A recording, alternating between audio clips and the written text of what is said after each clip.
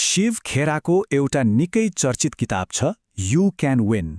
यसले एउटा एकदमै सरल तर शक्तिशाली विचार अगाडि सार्छ। यदि हामीले आफ्नो मानसिकता, आफ्नो सोच्ने तरिका बदल्यौं भने जीवनमा असम्भव लाग्ने कुराहरू पनि सम्भव हुन थाल्छन्। आज हामी यही विचारको गहिराईमा डुबुल्की मार्नेछौँ। सुन्दा त यो एउटा सामान्य वाक्य जस्तो लाग्न सक्छ, होइन र? तर शिव खेरा भन्नुहुन्छ, सफलताको मुटु नै यही हो। हाम्रो सोचाइले नै हाम्रो वास्तविकता बनाउँछ। यही सोचाइ कि त हाम्रो सबैभन्दा ठूलो शक्ति बन्न सक्छ, कि त हाम्रो सबैभन्दा ठूलो कमजोरी। सफलताको यो यात्रालाई हामी 4 चरणमा हेर्नेछौँ। सबैभन्दा पहिले नजरियाको जग बसाल्नेछौँ र त्यसपछि अगाडि बढ्दै बलियो लक्ष्यहरू कसरी बनाउने भन्नेसम्म पुग्नेछौँ। त्यसो भए सफलताको पहिलो खुड्किलो के हो त? शिव खेराका अनुसार त्यो हो हाम्रो नजरिया। हरेक महान उपलब्धिको सुरुवात यहीँबाट हुन्छ। यो कुराले अलिकति अचम्म लाग्न सक्छ, तर हार्वर्ड विश्वविद्यालयले गरेको एउटा अध्ययनले के देखाउँछ भने कुनै पनि जागिरमा 85% सफलता हाम्रो नजरियाले निर्धारण गर्छ। हाम्रो प्राविधिक ज्ञान वा सिपले त केवल 15% मात्रै। सोच्नुस् त, हामी के जान्दछौँ भन्दा पनि हामी कसरी सोच्छौँ भन्ने कुरा कति महत्त्वपूर्ण रहेछ।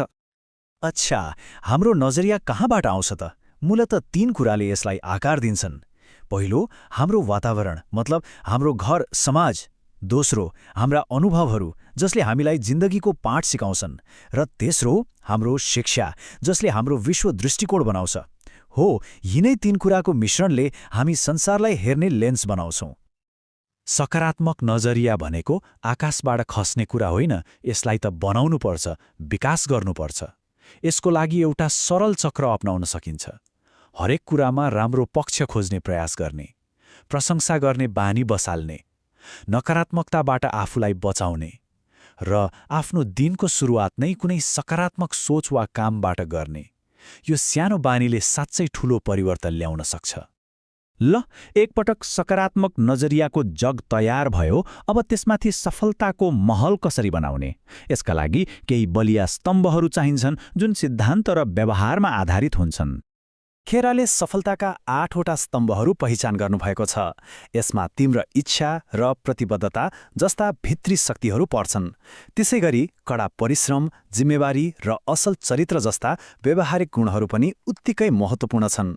यी सबैको संयोजनले नै दिगो सफलताको आधार तयार पार्छ। तर एउटा कुरा के हो भने सफलताको बाटो कहिल्यै सिधा हुँदैन। यसमा बाधाहरू अवश्य आउँछन्। ती चुनौतीहरूलाई पार गर्न चाहिने 2 महत्त्वपूर्ण हतियार हुन् प्रेरणा र आत्मसम्मान।